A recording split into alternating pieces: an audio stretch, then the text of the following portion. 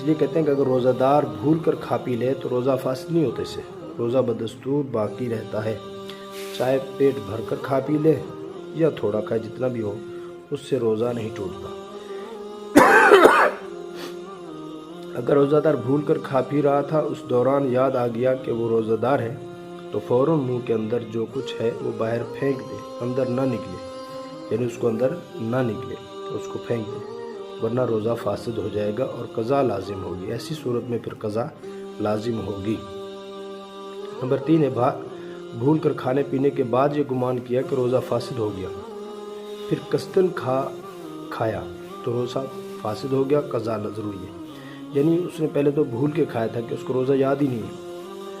اور جب کھا لیا پھر خیال ہے ارے میرا تو روزہ تھا، میں چیز کھا لیے، اب میرا تو روزہ ٹوٹ گیا ہے۔